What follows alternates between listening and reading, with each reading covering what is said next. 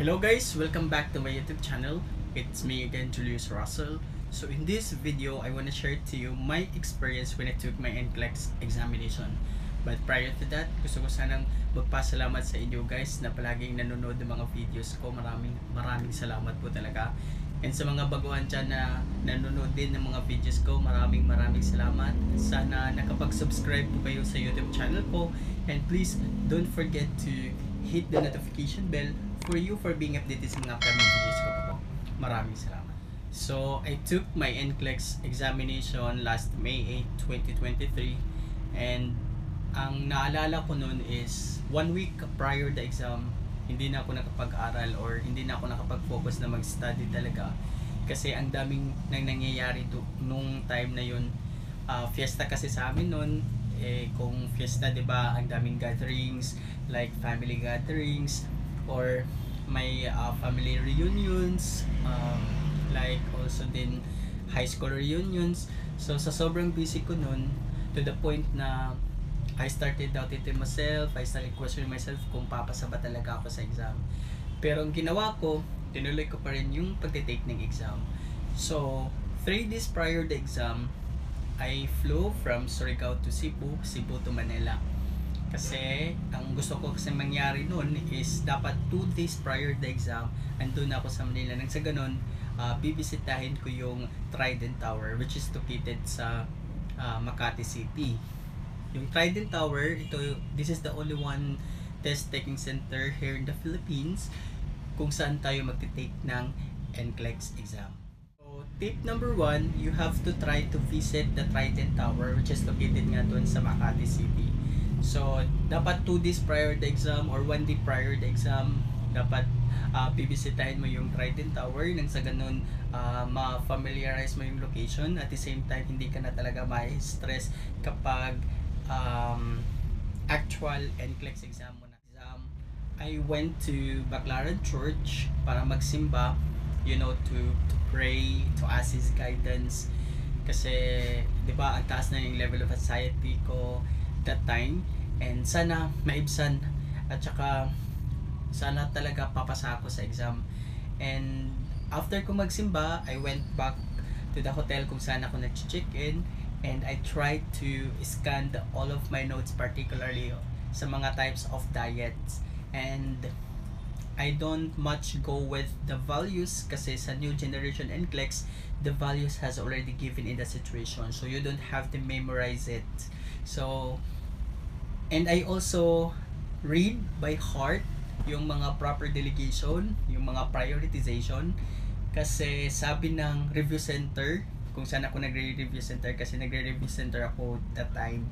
So sabi nila yung palaging lumalabas talaga during NCLEX exam is yung prioritization and delegation. So ang ginawa ko, doon ako nagfo-focus na mag-study talaga more on delegation and prioritization.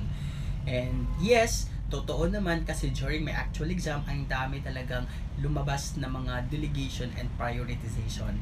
So tip number 2, you have to try answer a lot of questions regarding po talaga sa proper delegations and prioritization. So the night before the exam, sobrang antagal ko natulog nun kasi aside sa nag-i-scan ako ng mga notes ko, tumawag yung coach ko sa review center and kinukumusta niya ako kung okay na ba daw ako, ready na ba daw ako, kung saan ako nag-check-in ng hotel. Tsaka meron kaming topic na hindi namin na-discuss during the final coaching. So ginawa niya, diniscuss niya through FB Messenger, and then I think tatapos yun, yung discussion talaga is around 2 hours ata yun. And after ma-discuss na ng coach ko, pinaprepare ko na lahat yung mga gamit ko and yung susuotin ko. So yung mga requirements na dapat dadalhin mo during the actual exam, dapat wag mong kalimutan yung passport mo, yung appointment letter, dapat print out po yun, tsaka yung identification card. So yung identification card must be valid if it is non-expired, government issued ID. So like for example, PRC, So dapat may name, dapat okay yung ang photo, dapat may signature. And nung kinaumagahan, exactly 4:30 a.m., nagising ako and naligo na lang ako kasi nga, 'di ba, prepared na lahat yung mga gamit ko the night before the exam. So, pagkatapos nun, exactly 5, andun ako sa test taking center. So, sobrang dilim pa nung tower. Ako pa ata yung taong nandun. So, ang ginawa ko, naglakad-lakad muna ako kasi bawal pa papasokin ng guard. Kasi nga, dapat daw 6 a.m.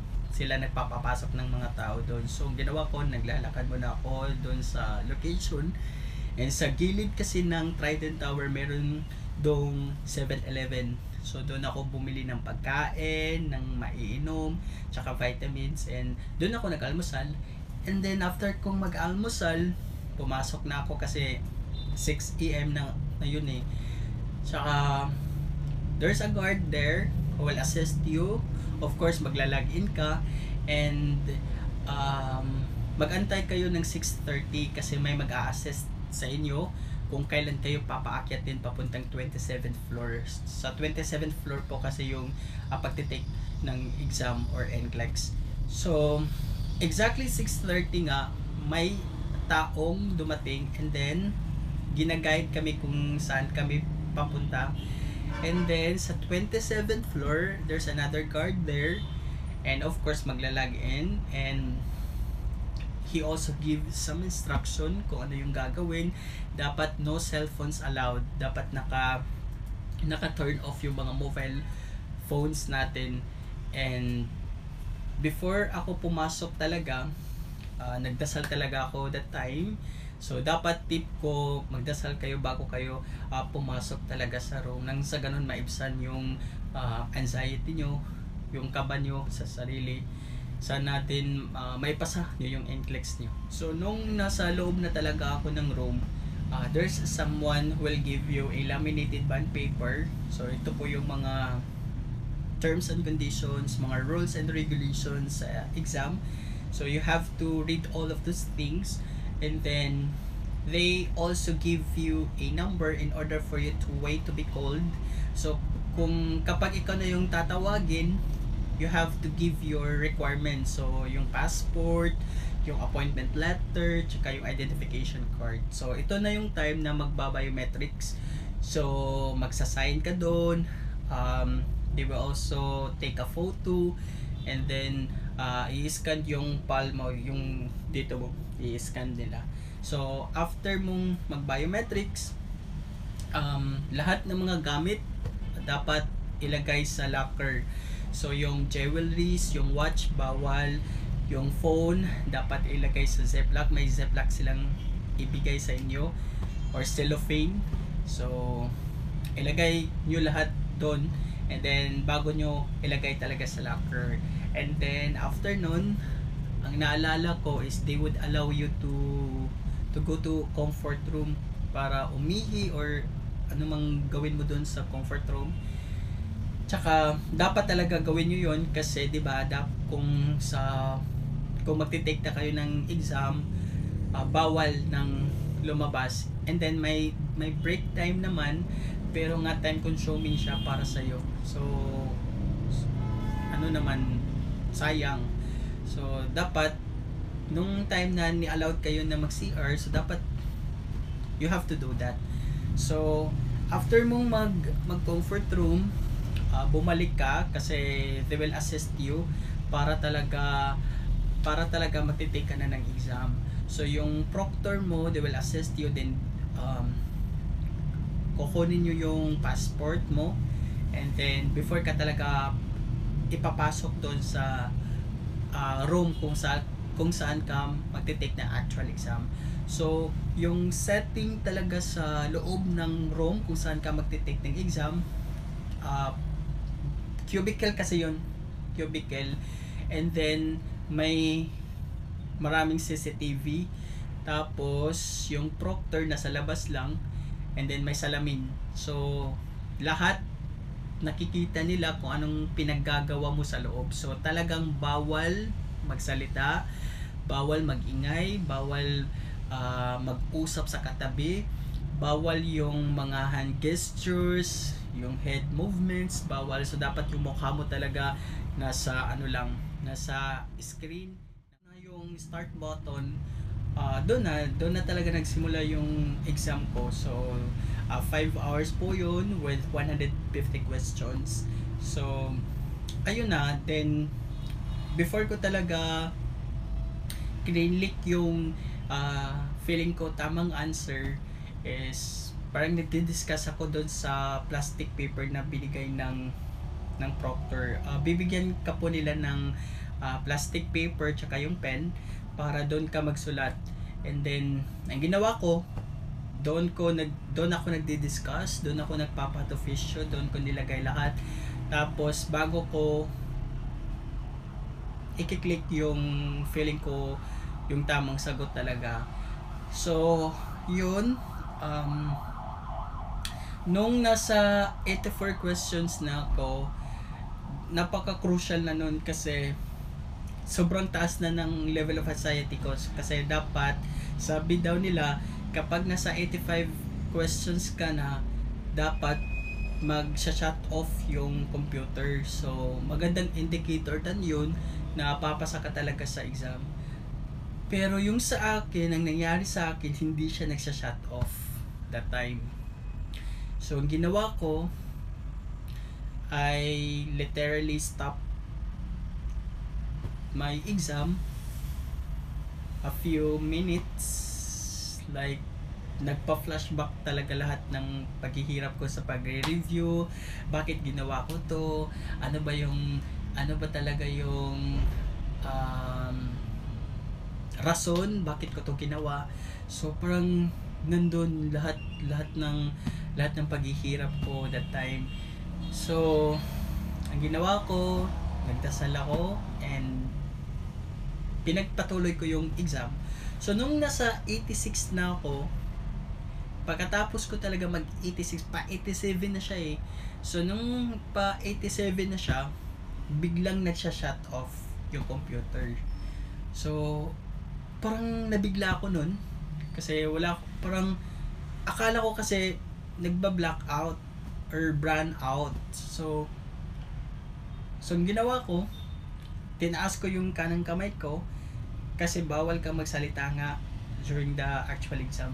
So tinaas ko yung kamay ko, yung proctor pumunta sa akin, sabi niya, "Sir, you have already done." So doon na nagsisink in na tapos na pala ako. Akala ko nagba-blackout or nagba-brown out lang. So ayun, sabi ng proctor sa akin na you have to fill out muna sa survey kasi parang may papasagutan pa ata yun, hindi ko na matandaan. So ayun, after kong mag-survey yung pinapasagutan nila, lumabas na ako, kinuha ko yung mga gamit ko sa locker, and then nung time na yon, parang yung confident ko talaga na papasa ako sa exam tumaas, pero may doubt sa sarili ko na baka hindi talaga ako papasa.